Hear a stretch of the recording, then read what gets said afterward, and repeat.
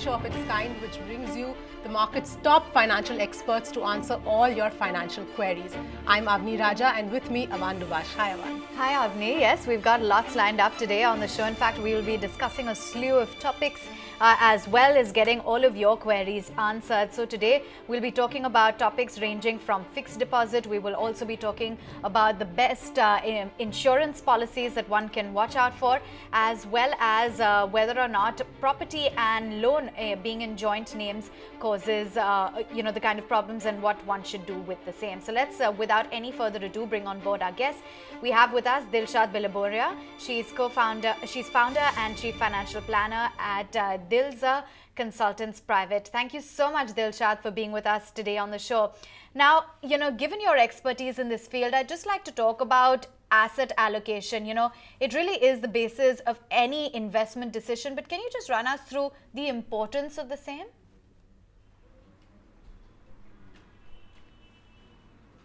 Absolutely. I think the first deciding decision of any investment choice is the asset allocation.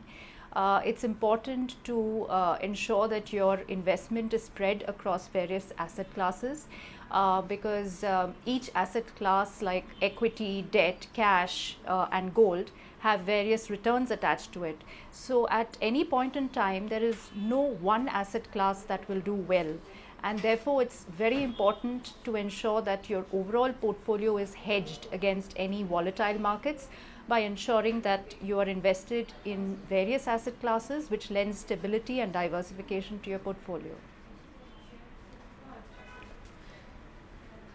Okay, let's move right on then and get on board the first query. Clearly, the importance of asset allocation has been noted. Well, first up, we've got a query that came in on our Twitter page from Himesh Rathi. He asks, what is the best deposit rate in India and which bank will provide this? He says that he's from Dubai and therefore he wants to park funds over there. So, help us out here really, because Dilshad, the fixed deposit rates are definitely going to, differ based on the amount invested, etc. How really would you guide Himesh? What do you think he should do? Which is the best?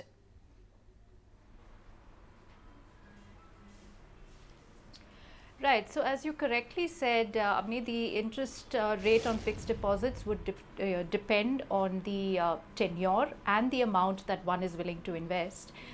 Typically for a short duration, say between 15 days to about 6 months, the rate of interest is roughly between 4.5 to about 6.9 to 7%. For a 1 year fixed deposit, the rates are today at about 7 to 7.5%.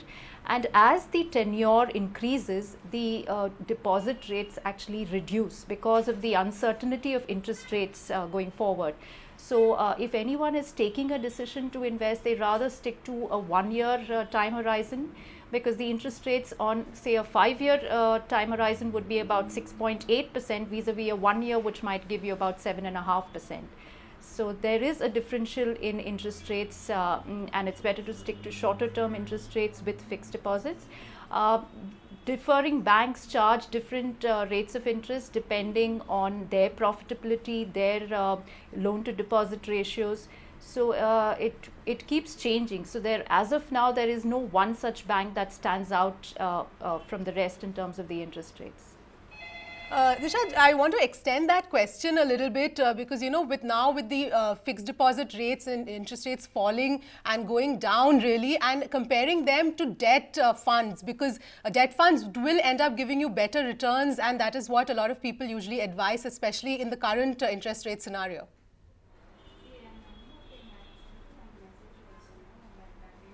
Absolutely.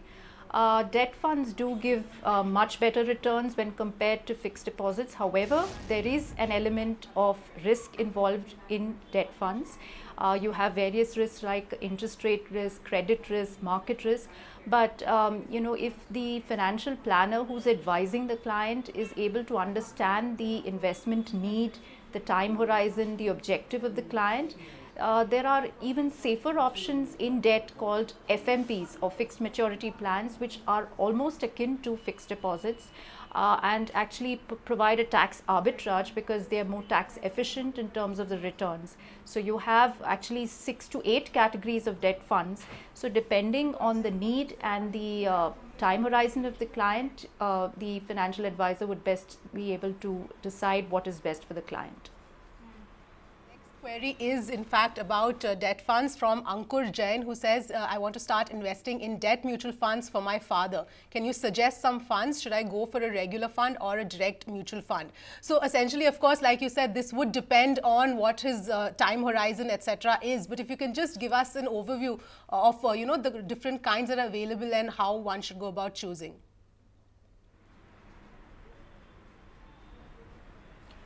Sure. So to answer the first query about direct and regular, in 2013, SEBI came out with a circular to protect investor interests and to ensure that investors get the best for their investment.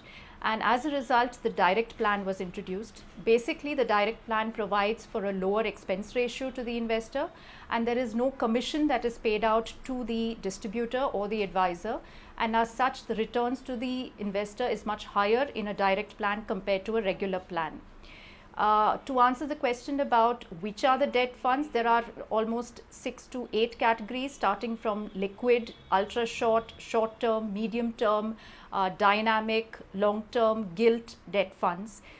So it again would depend on the investment objective, the time horizon and the need of the client to decide which category of debt funds that he must choose. Again, one must realize and pay close attention to the interest rate changes, which impact the longer duration debt funds more adversely compared to shorter duration. So it is important to take a guidance as to which category they are most comfortable with investing in. Okay, yes, of course, there are the various benefits of a direct plan versus a regular plan, largely on account of the low expense ratio. And I hope, Ankur, we were able to help you out with that query. Let's move right on then, and we've been flooded with queries. The next one as well. This comes in on Twitter, sent in to us by S. Senthil Kumar. Here's what he asks. He says, can you suggest a good insurance policy? Now, he wants to know it in various categories for health, term, as well as personal insurance, as he's an NRI. I think this would be very useful information, Dilshad. There's so many out there, but hard to pick and choose for an NRI, especially, and within different categories. Tell us what exactly is on your radar. How would you cherry pick?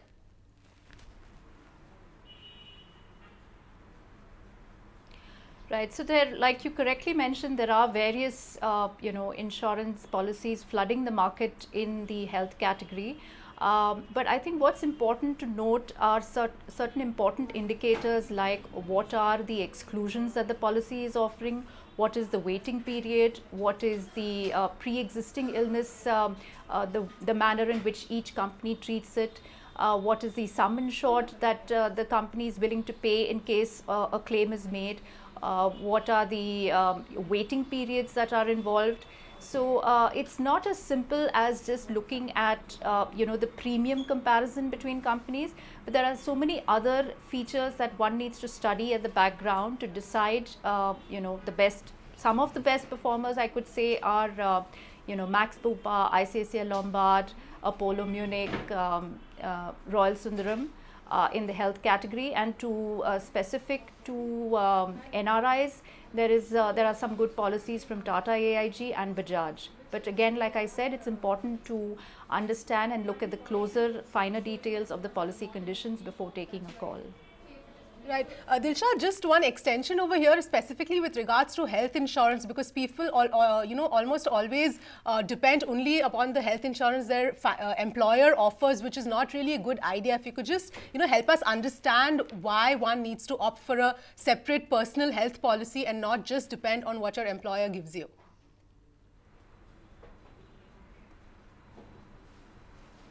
Absolutely. This is the first thing that we try and explain to all investors. It's important to have an independent health cover which is not dependent on your company for various reasons. One is because the company dependent health cover has certain conditions. Two is it is covered under a group health cover. Now, a group health cover has certain restrictions as compared to an individual health cover.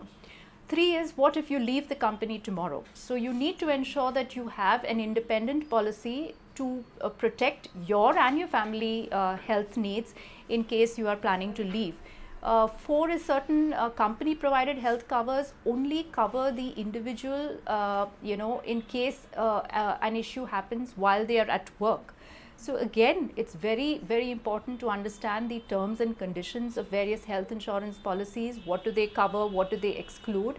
But all said and done, we advise that every individual must have an independent health insurance from the company, and they can actually claim a no claim bonus in case they don't utilize the health benefits, and in case they're hospitalized, they can first utilize the company provided health cover and then move on to their individual cover, so that their no claim bonuses keep accumulating to their benefit over the years. Okay, stay with us, Dilshad. Lots more questions and queries coming your way. For now, we slip into a quick break right here on The Money Show. And in the meantime, I'm sure lots of you have queries and questions on personal finance that you'd like to send in to us. So keep them coming. There are various ways that you can connect. Call us on 022-2483-7111. Email us on themoneyshow@etnow.tv. You can connect with us on Facebook, facebook.com/etnow. Tweet to us at @ETNowLive, or send in your queries on Involve on #TheMoneyShow.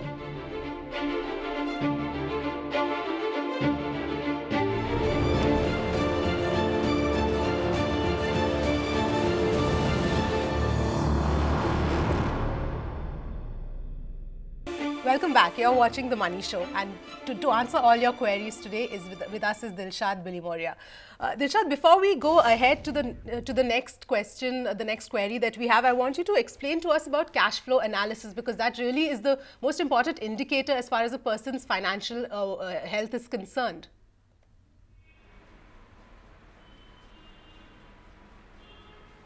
Absolutely. I think the financial health of an individual is determined through the cash flow.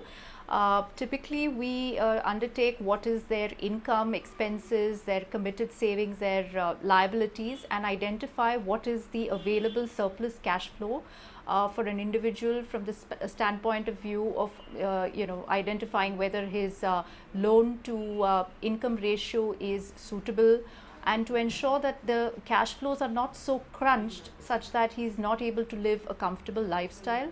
So there are various categories of headings under the expense sheet that need to be worked and analyzed with the investor and the client to understand if cash flows are stressed and what best can be done to ensure optimum budgetary household expenditures to be undertaken.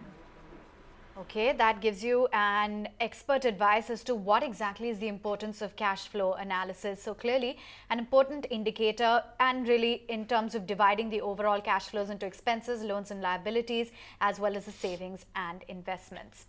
Let's move right on then and address some more queries that we've got with us.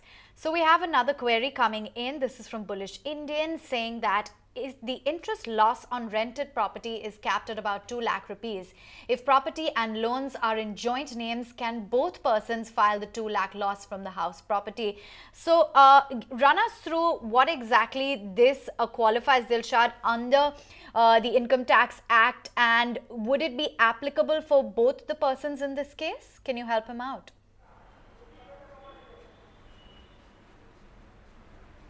Sure. That's a good question. So Section 24 of the Income Tax Act allows for a maximum deduction of up to 2 lakhs towards interest repayment of a home loan. So just to give you an example, in case there is an individual who is taken a home loan and paying a EMI of say 25,000 a month, so that's about 3 lakhs a year, and say 80% of this is towards the interest repayment, so that's about 2.4 lakhs. The person can offset up to a maximum of 2 lakhs under Section 24 towards a deduction from his taxable income. In addition, for the balance 60,000 that is remaining, he can use that under Section 80C towards principal repayment for tax deduction. If the property is in a joint name, very much so, both the individuals can claim the tax deduction benefit. However, it's important to note the following. One is that the property is self-occupied. this rule or this law is not applicable to rented out properties. So one requirement is that the property is self-occupied or the person is living in that property. Two is, when the property is bought, it has to be bought in joint holding. So the ratios can differ, but it has to be bought in a joint holding. Three, when the loan is taken, also the loan has to be taken as a joint holding loan. And four, only after the completion of construction of the property is this applicable section which is allowed as a tax deduction benefit. So once all these four criteria are covered, the both joint holders are very much allowed to take the tax deduction benefit in proportion to whatever joint ownership and the loan division that they've agreed upon. Okay, that's the view coming in, and clearly it's a fairly important question with respect to two joint holders for the same. Let's move right on then to our next query, and this has been sent in to us on the platform Invol on the hashtag #TheMoneyShow. Let's take on the query. It says, I have invested in ICICI US equity fund via mutual funds. Should I hold on to this or switch to an Indian mutual funds? And I'm sure, Dilshad, a lot of people are currently sailing in the same boat with, this kind of a US equity fund. Start off by just explaining to us what exactly these kind of funds are and some of the merits and demerits, and then we'll get on to answering the query that's been sent in.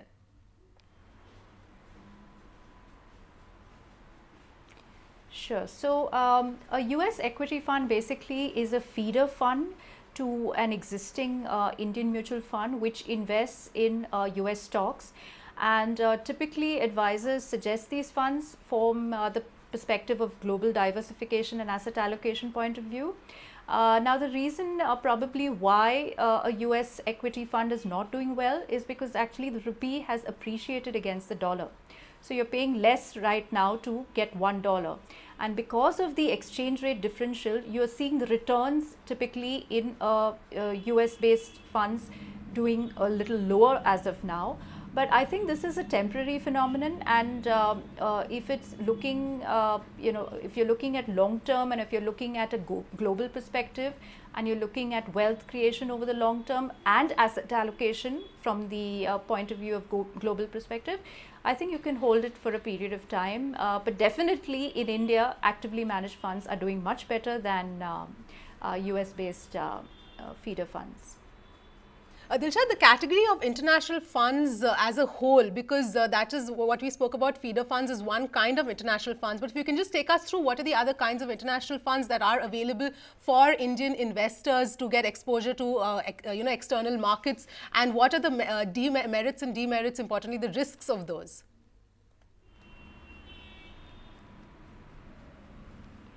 Right. So there are various categories. You have, region-specific funds, like you have an Asia fund, you have a China fund, you have a BRIC fund, you have a European fund.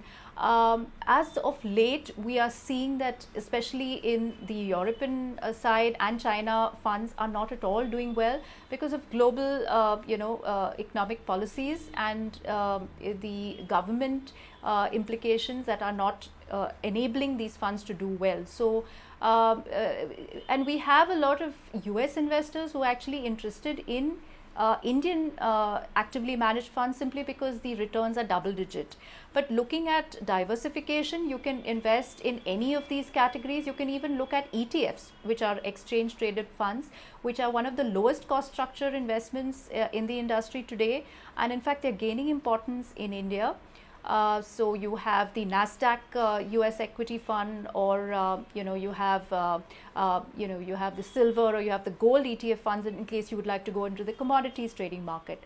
So the opportunities are huge. So the effective bottom line is, what can I get as value for my money invested?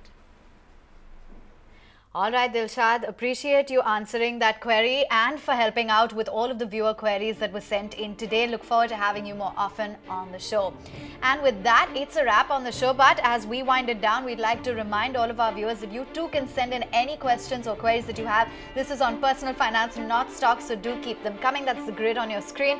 You can just dial in to 0222483711. Email us on themoneyshow@etnow.tv, facebook.com or involve.